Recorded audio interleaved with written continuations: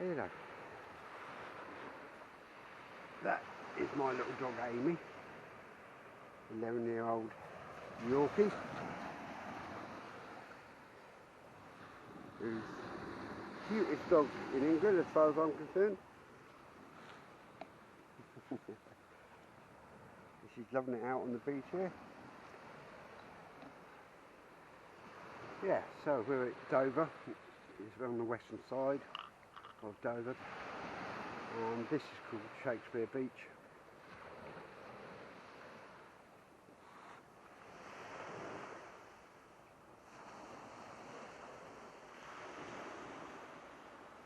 And just behind us we've got the railway line that goes off to Folkestone.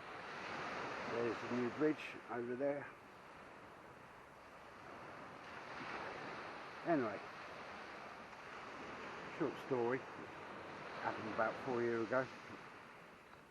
Happened on that beach, over in the distance there, next to the outer wall, western outer wall of Dover Docks. Sitting on the beach, and out in the distance, I could see 3 guys in a rib, an inflatable.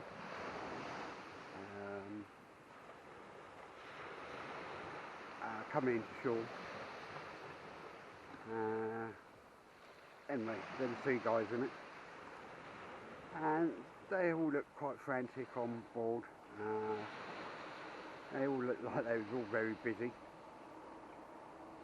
and as they got in closer, I've come to realise that they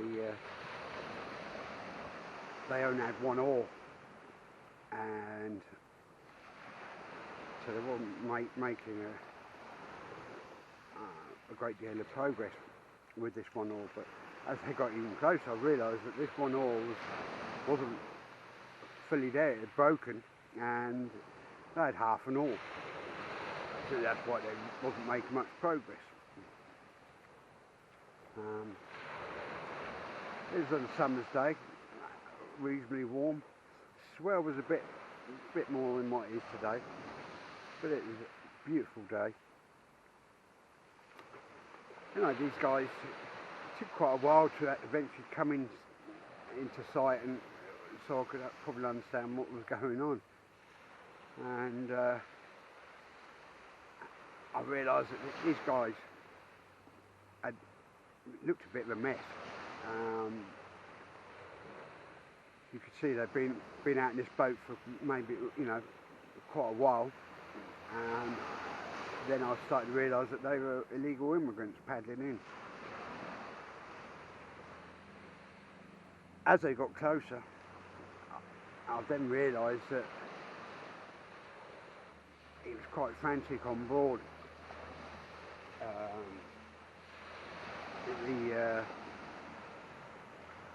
There was 3 guys. One was paddling with this half a paddle. The other one was actually bailing out with what looked like a Coke bottle that had been cut in 2, bailing out water. And there was a 3rd guy.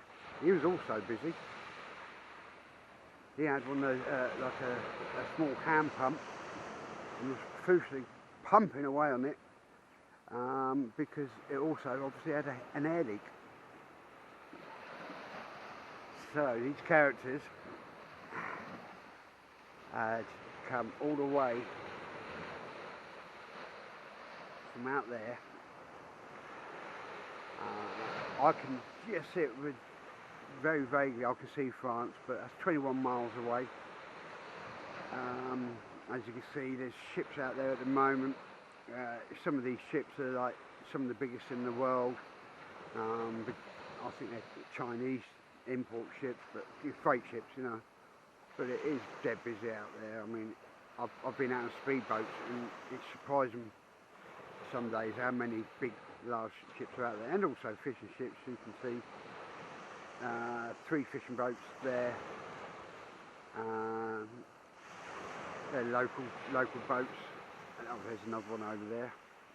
Local boats, local fishermen. They take you out for the day fishing. you know, do a day out fishing. But these guys had come over it in a 10, 11 foot rib, inflatable rib, in very second-hand condition. By the time they got over here, they had an air leak, it was bringing on water, and then only had one paddle that was broken. Eventually they got into shore, and as they got into shore, because of their boating skills, they were coming sideways and the boats flipped over. They got wet.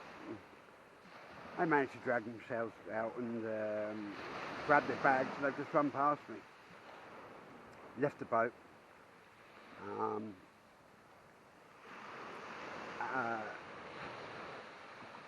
Obviously we weren't going to come back to it. They don't want to be associated with the boat.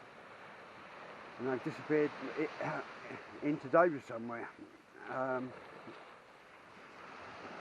So I pulled the boat up on the shore, because these sort of things can get caught in the propellers of well, the P&O boats, the ferries, you know, and any of these large boats here, or the fishing boats. They can get caught up in the nets, you know, or fishing lines.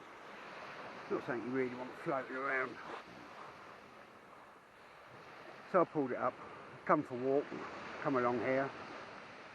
It's a nice walk with Amy. As we are today. Oh, you've got all grit all on your nose, haven't you? Look at that grit on her nose. She loves it down here. I love it down here. Anyway, but by the time I walked along here, about an hour later, I got back.